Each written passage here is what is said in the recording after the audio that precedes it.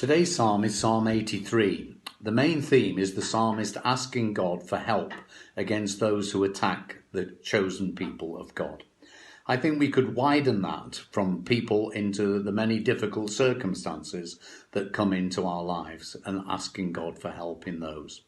At the start, the psalmist has some confidence in that he asks God not to remain silent, not to turn a deaf ear, not to remain aloof, which I think comes from a belief that God can and will act. I used to read a lot of books by an American author called Harold Hill. The first book that Harold Hill wrote was simply called How to Live Like a King's Kid. It had a simple childlike faith that God would act on behalf of his children. It wasn't a cast iron guarantee or an insurance policy that God would take all trouble away, but that he would act and be a very present help in times of trouble.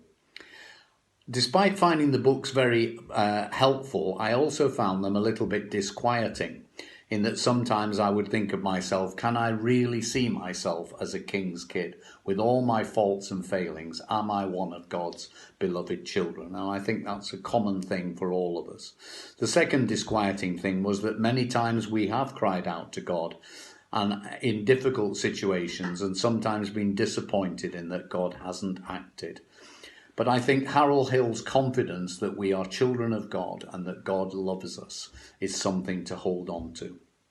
We need to remember those lovely verses in 1 John chapter 3 verse 1, which says, "Behold what manner of love the Father has lavished on us, that we should be called children of God, for that is what we are." The psalmist finishes with a great burst of confidence and says, "O Lord, you whose name is the Lord, let them know that you alone are the Most High over all the earth." He has a confidence that God has great power and can act against those who are the enemies of his children.